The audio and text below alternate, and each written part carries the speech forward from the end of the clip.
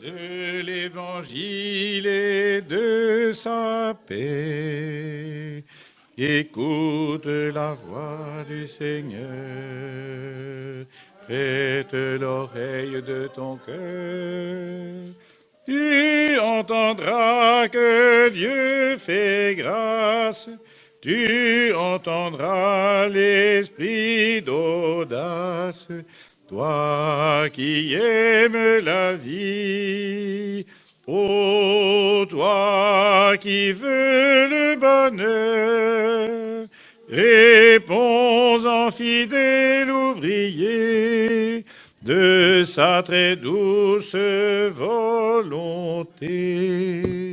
Réponds en fidèle ouvrier de l'Évangile et de sa paix. 5. Écoute la voix du Seigneur, prête l'oreille de ton cœur, qui que tu sois, fais-toi violence, qui que tu sois, rejoins ton frère, toi qui aimes la vie. Ô toi qui veux le bonheur, réponds en fidèle ouvrier de sa très douce volonté. Réponds en fidèle ouvrier de l'Évangile et de sa paix. Au nom du Père et du Fils et du Saint-Esprit, Amen. La grâce de Jésus-Christ notre Seigneur, l'amour de Dieu le Père et la communion de l'Esprit Saint soient toujours avec vous. J'en suis sûr, je verrai la bonté du Seigneur sur la terre des vivants. Attends le Seigneur, sois fort et garde courage. Attends le Seigneur. Le cœur immaculé de la Vierge Marie triomphera. Oui, à la fin, mon cœur triomphera. En réalité, c'est le cœur de Jésus dans le cœur de Marie, le cœur de Marie dans le cœur de Jésus. Les deux cœurs ne font qu'un, scellés qu'ils sont dans l'offrande de leur vie, dans l'offrande d'amour. En approchant de la fête de Pâques, dans ces derniers jours de carême, demandons la grâce ici, particulièrement à Fatima, de pouvoir faire que notre cœur soit un avec celui de Jésus, par celui de Marie, que nous puissions progresser pour nous unir vraiment au cœur de Jésus et à toutes les intentions qu'il porte. Demandons pardon en entrant dans cette messe pour toutes les fois, tous les jours, tous les moments où notre cœur est resté loin de celui de Jésus. Nous souffrons souvent sans savoir pourquoi et comment, mais le plus souvent, c'est parce que notre cœur est loin du sien. Humblement, demandons pardon. Je confesse à Dieu Tout-Puissant, je reconnais devant mes frères que j'ai péché en pensée, en parole, par action et par omission. Oui, j'ai vraiment péché. C'est pourquoi je supplie la Vierge Marie, les anges et tous les saints, et vous aussi, mes frères, de prier pour moi le Seigneur notre Dieu. Que Dieu Tout-Puissant nous fasse miséricorde, qu'il nous pardonne nos péchés et nous conduise à la vie éternelle.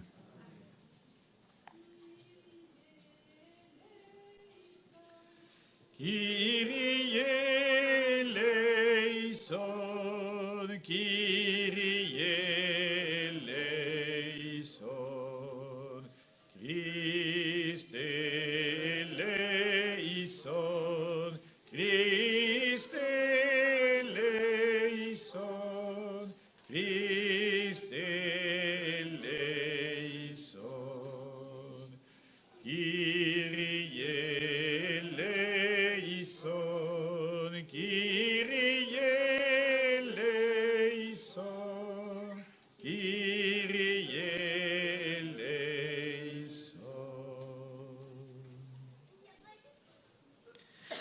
Prions le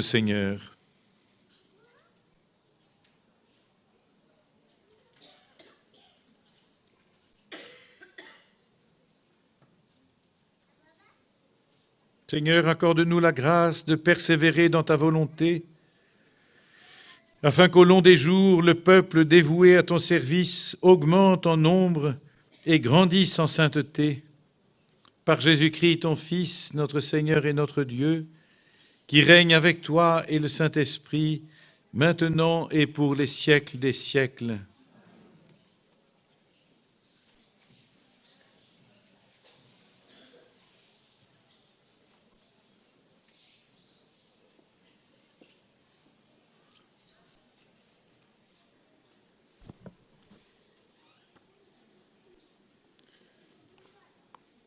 Lecture du livre des Nombres.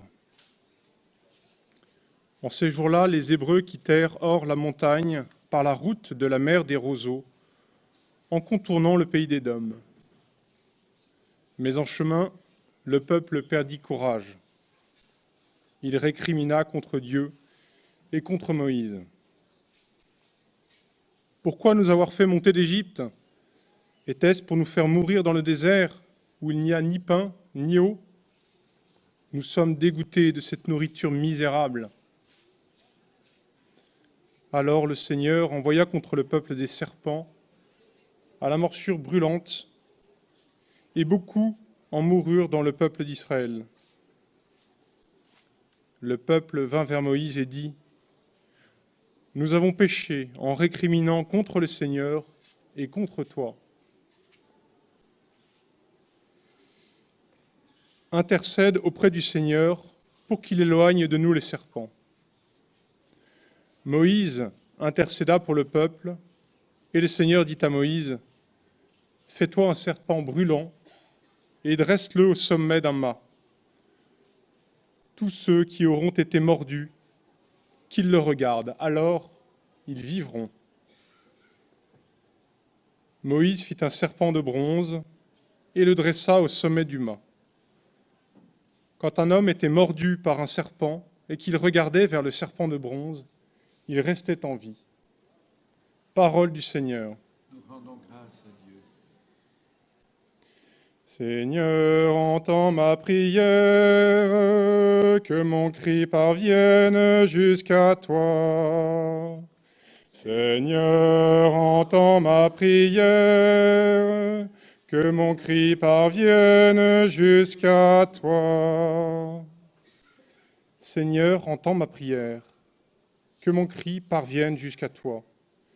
Ne me cache pas ton visage le jour où je suis en détresse. Le jour où j'appelle, écoute-moi, viens vite, réponds-moi. Seigneur, entends ma prière, que mon cri parvienne jusqu'à toi. Les nations craindront le nom du Seigneur, et tous les rois de la terre sa gloire. Quand le Seigneur rebâtira Sion, quand il apparaîtra dans sa gloire, il se tournera vers la prière du spolié. Il n'aura pas méprisé sa prière. Seigneur, entends ma prière, que mon cri parvienne jusqu'à toi. Que cela soit écrit pour l'âge à venir, et le peuple à nouveau créé chantera son Dieu. Des hauteurs son sanctuaire, le Seigneur s'est penché. Du ciel, il regarde la terre pour entendre la plainte des captifs et libérer ceux qui devaient mourir. Seigneur, entends ma prière,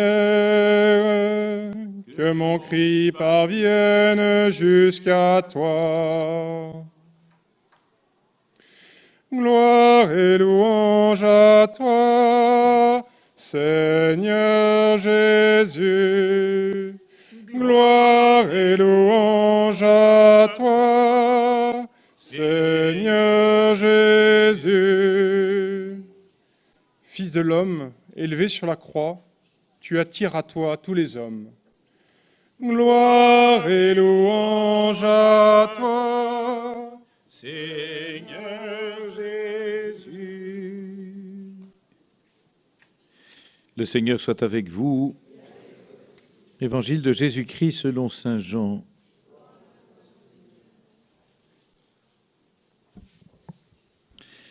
Jésus disait aux Juifs, « Je m'en vais. Vous me chercherez et vous mourrez dans votre péché. Là où moi je m'en vais, vous ne pouvez pas y aller. » Les Juifs disaient, « Veut-il donc se suicider puisqu'il dit, là où moi je m'en vais, vous ne pouvez pas y aller ?» Il leur répondit, « Vous, vous êtes d'en bas. Moi, je suis d'en haut.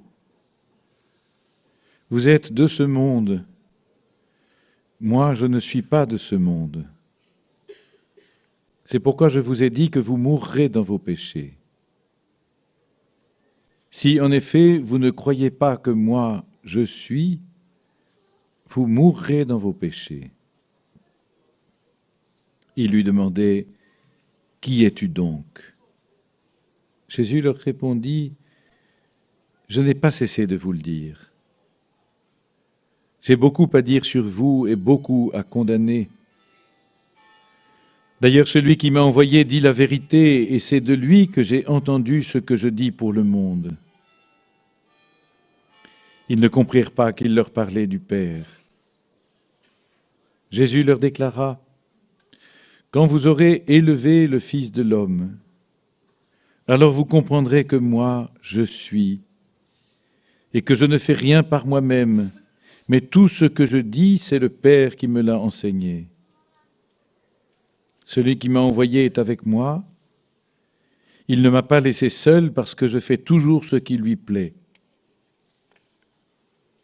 Sur ces paroles de Jésus, beaucoup crurent en lui. Acclamons la parole de Dieu.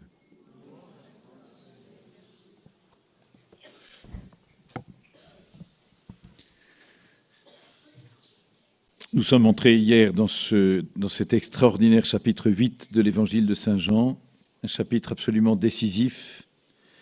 Et vous vous rappelez, l'entrée dans ce chapitre, c'est l'épisode de la femme adultère hier, cette femme que les uns voulaient condamner et que Jésus renvoie sans la condamner.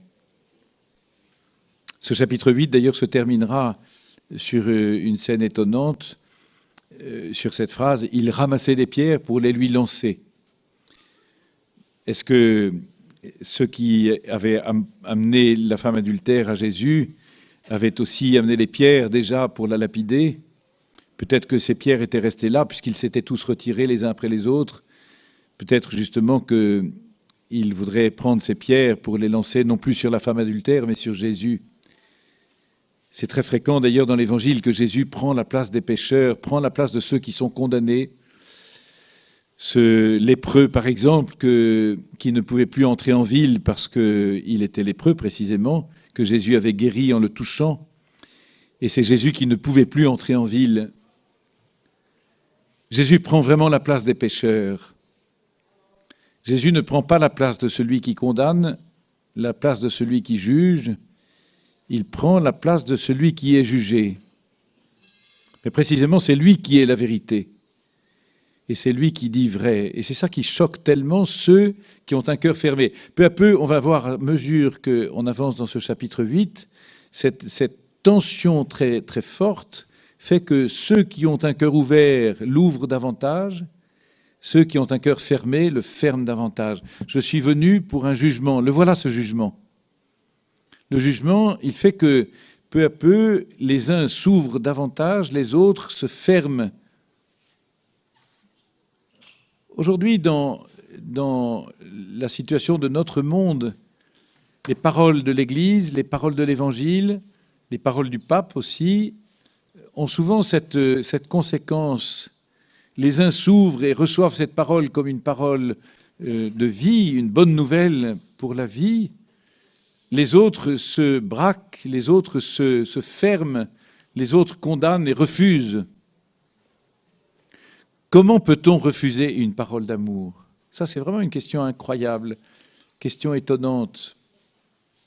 On refuse une parole d'amour quand on est dans le péché et que cet amour nous bouscule.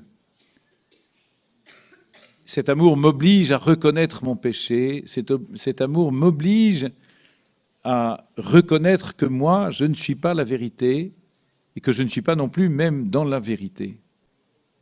C'est-à-dire, cette parole d'amour me dérange parce qu'elle m'oblige à reconsidérer ma vie et à reprendre complètement ma manière de vivre, ma manière de regarder, ma manière d'aimer, ma manière de penser dans la lumière de la vérité. Et si je viens en pèlerinage dans l'optique de changer de vie, dans l'optique de me rapprocher du Seigneur, dans l'optique de le connaître davantage pour être plus vivant, alors peu à peu, à mesure que je vais regarder, comme les Hébreux autrefois, lever les yeux vers ce serpent d'airain, à mesure que moi je vais lever les yeux vers Jésus crucifié, alors dans cette mesure, je vais peu à peu découvrir une nouvelle manière de vivre, découvrir un chemin de vie. Si au contraire je viens dans un pèlerinage en touriste, bien décidé à ne pas changer fondamentalement les choses, peut-être à faire quelques petites choses superficielles, mais qui en réalité ne réforment pas fondamentalement ma vie, alors je vais peu à peu laisser les paroles glisser sur moi, mais je vais même me fermer parce qu'elles pourraient me déranger et je ne veux pas me laisser déranger. Jésus dit ici des paroles qui sont extrêmement fortes et il faut pénétrer un tout petit peu plus profondément dans ces paroles de Jésus. Il affirme avec une fermeté étonnante, il affirme « Moi, je suis ». Et en disant ça, évidemment, il signe sa divinité, il signe qu'il prend, il s'attribue, il reçoit pour lui le nom de Dieu. Pour les uns, c'est une découverte extraordinaire parce que s'il est vraiment Seigneur, il est Seigneur de la vie et de la mort, il est capable de nous libérer de la mort. Mais s'il s'attribue cette parole à tort, enfin injustement, alors il blasphème, il devra être crucifié. Ce qui est étonnant pour nous et qui doit nous faire entrer dans un grand chemin de conversion, c'est qu'il accepte d'être crucifié, il accepte d'être traité comme blasphémateur pour dénoncer le péché, mais en même temps pour sauver ceux-là même qui le condamnent. C'est-à-dire, moi, si j'acceptais d'être rejeté, si j'acceptais d'être crucifié ou enfin d'être maltraité, je dirais, bon, ok, vous faites ce que vous voulez, mais vous le paierez. C'est-à-dire, je voudrais condamner ceux qui me rejettent.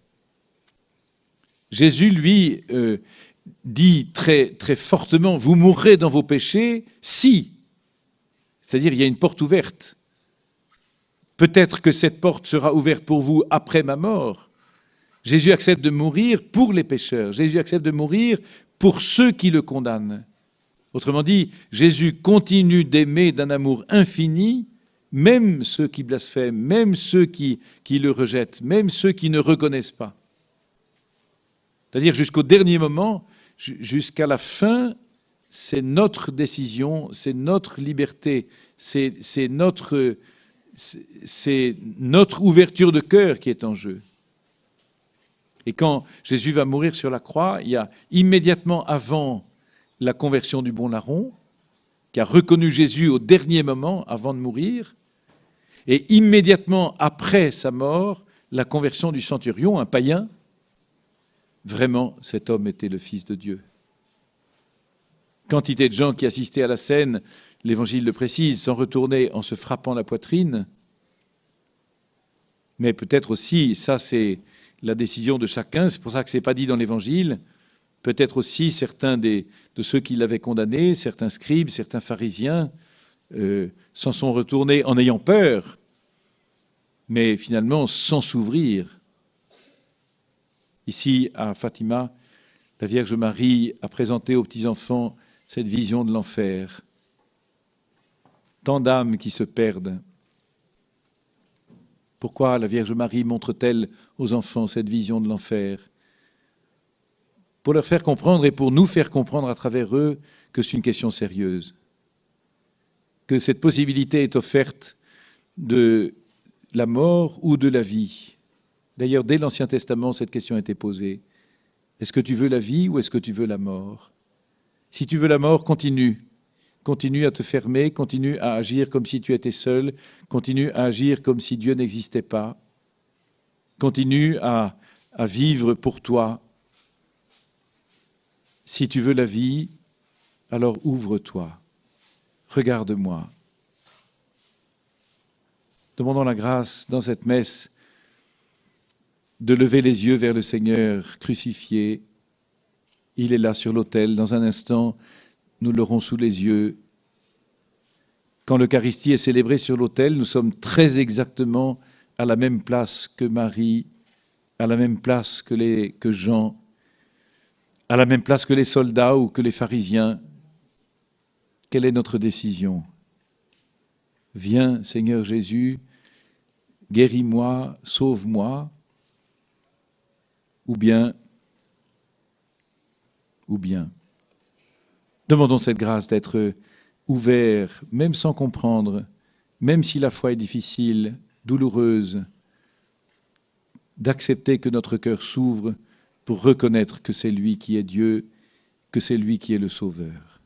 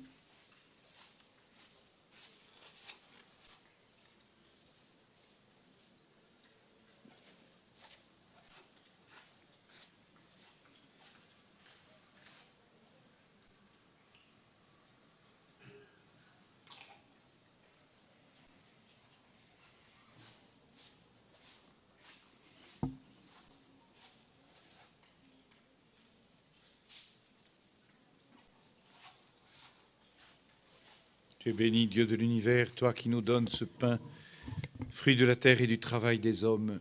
Nous te le présentons, il deviendra le pain de la vie.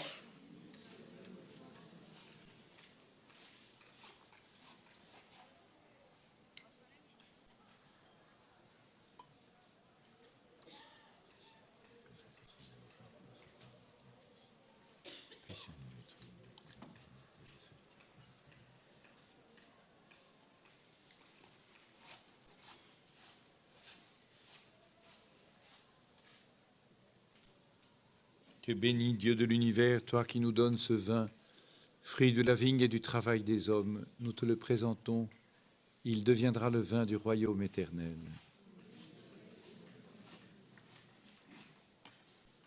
Humbles et pauvres, nous te supplions, Seigneur, accueille-nous, que notre sacrifice en ce jour trouve grâce devant toi.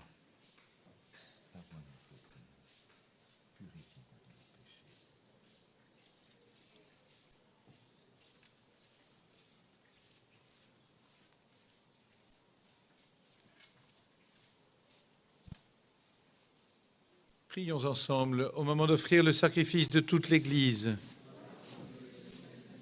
Nous t'offrons, Seigneur, le sacrifice de paix et nous en attendons la grâce. Délivre-nous de nos fautes et dirige toi-même nos cœurs incertains par Jésus le Christ, notre Seigneur. Le Seigneur soit avec vous. Élevons notre cœur. Rendons grâce au Seigneur notre Dieu.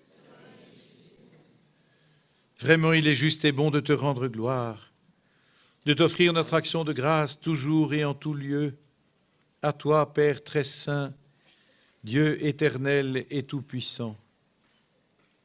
Voici que s'approchent les jours où Jésus, notre Sauveur, souffrit sa passion et ressuscita dans la gloire.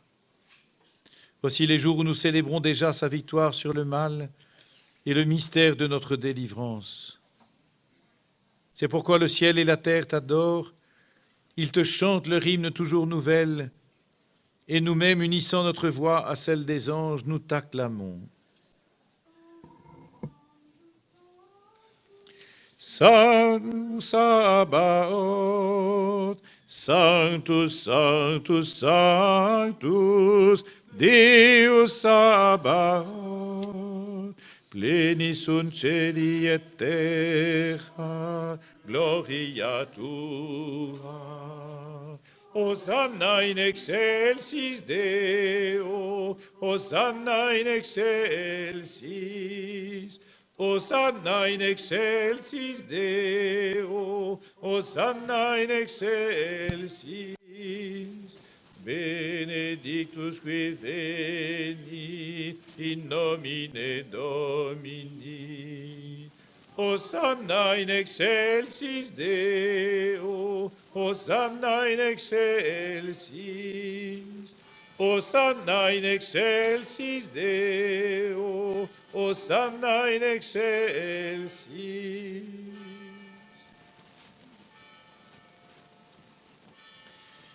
Tu es vraiment saint, Dieu de l'univers, et toute la création proclame ta louange, car c'est toi qui donnes la vie. C'est toi qui sanctifies toutes choses par ton Fils Jésus, Christ, notre Seigneur, avec la puissance de l'Esprit Saint. Et tu ne cesses de rassembler ton peuple afin qu'il te présente partout dans le monde une offrande pure. C'est pourquoi nous te supplions de consacrer toi-même les offrandes que nous apportons. Sanctifie-les par ton esprit pour qu'elles deviennent le corps et le sang de ton Fils, Jésus Christ, notre Seigneur, qui nous a dit de célébrer ce mystère.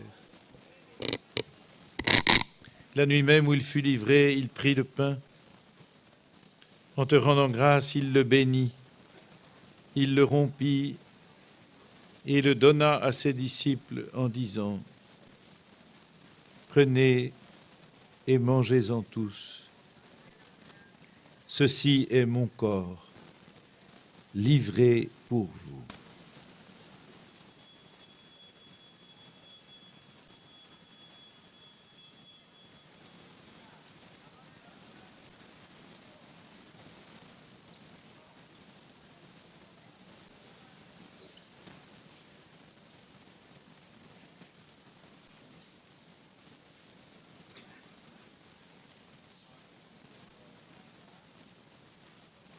De même, à la fin du repas, il prit la coupe. En te rendant grâce, il la bénit. Il la donna à ses disciples en disant : « Prenez et buvez-en tous, car ceci est la coupe de mon sang,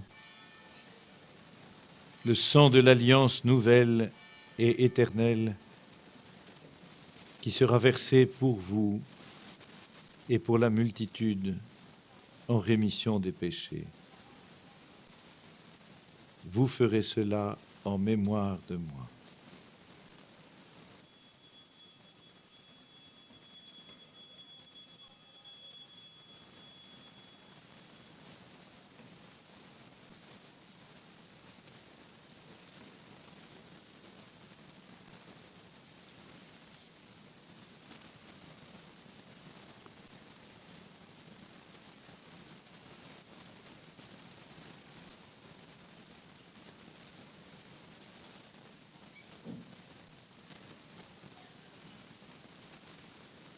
Il est grand, le mystère de la foi.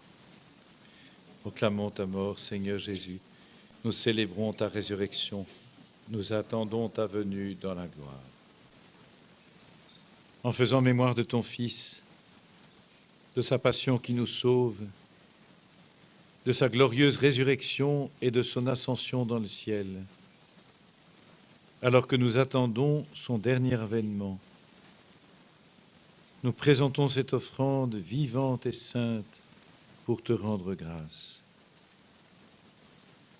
Regarde, Seigneur, le sacrifice de ton Église et daigne reconnaître celui de ton Fils qui nous a rétablis dans ton alliance. Quand nous serons nourris de son corps et de son sang et remplis de l'Esprit Saint, accorde-nous d'être un seul corps et un seul esprit dans le Christ. Que l'Esprit Saint fasse de nous une éternelle offrande à ta gloire, pour que nous obtenions un jour les biens du monde à venir, auprès de la Vierge Marie, la bienheureuse Mère de Dieu, avec les apôtres, les martyrs, les bienheureux Francisque et Jacinthe, et tous les saints qui ne cessent d'intercéder pour nous. Et maintenant, nous te supplions, Seigneur, par le sacrifice qui nous réconcilie avec toi, étends au monde entier le salut et la paix. Affermis la foi et la charité de ton Église au long de son chemin sur la terre. Veille sur ton serviteur, notre pape François, sur notre évêque Antonio, l'ensemble des évêques, les prêtres, les diacres et tout le peuple des rachetés. Écoute les prières de ta famille assemblée devant toi et ramène à toi, Père très aimant, tous tes enfants dispersés. Pour nos frères défunts, pour les hommes qui ont quitté ce monde et dont tu connais la droiture, nous te prions. Reçois-les dans ton royaume, où nous espérons être comblés de ta gloire, tous ensemble et pour l'éternité, par le Christ notre Seigneur, par qui tu donnes au monde toute grâce et tout bien. Par lui, avec lui et en lui, à toi, Dieu le Père Tout-Puissant, dans l'unité du Saint-Esprit, tout honneur et toute gloire pour les siècles des siècles.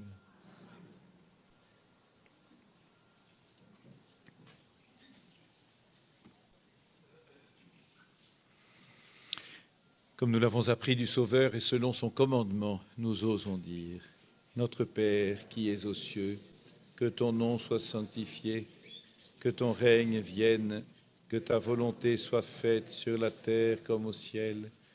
Donne-nous aujourd'hui notre pain de ce jour. Pardonne-nous nos offenses, comme nous pardonnons aussi à ceux qui nous ont offensés. Ne nous soumets pas à la tentation, mais délivre-nous du mal. Délivre-nous de tout mal, Seigneur, et donne la paix à notre temps. Par ta miséricorde, libère-nous du péché, rassure-nous devant les épreuves. En cette vie où nous espérons le bonheur que tu promets et l'avènement de Jésus, Christ, notre Sauveur.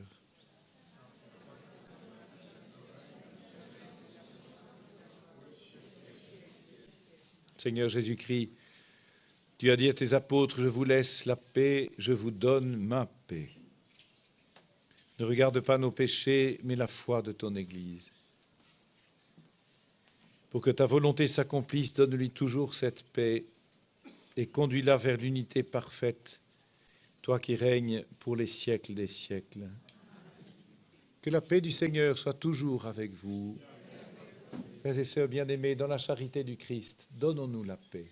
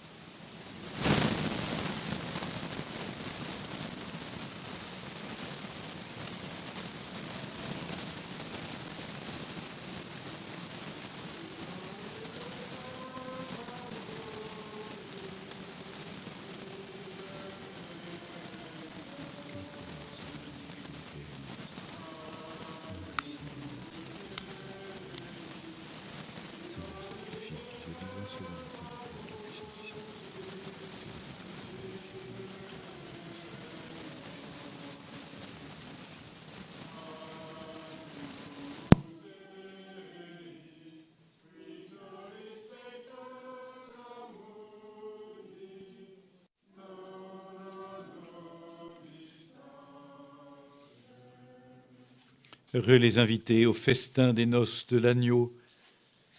Voici l'agneau de Dieu qui enlève le péché du monde.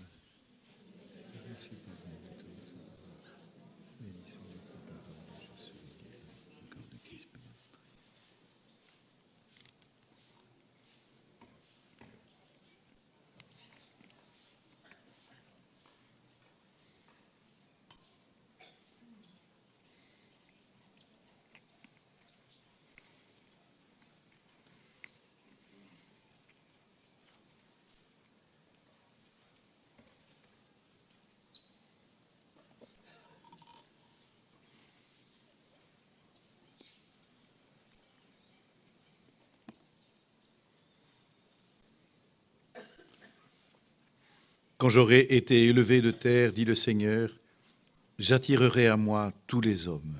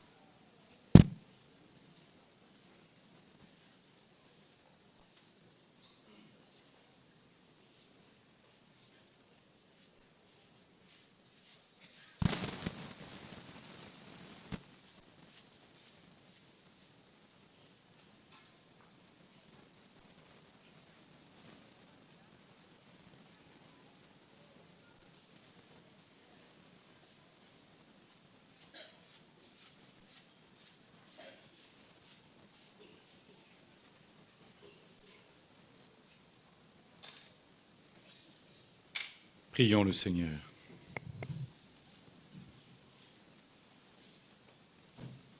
Accorde-nous, Dieu Tout-Puissant, d'être toujours fidèles à ces mystères, afin de progresser de jour en jour vers les biens de ton royaume, par Jésus le Christ, notre Seigneur.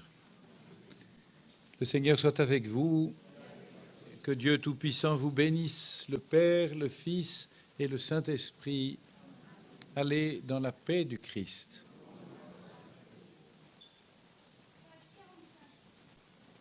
Seigneur, donne-nous des prêtres. Seigneur, bénis et sanctifie les prêtres. Seigneur, éveille des vocations chez nous. Jésus, j'ai confiance en toi. Ô Marie conçue sans péché, Notre-Dame de Fatima, Notre-Dame de France,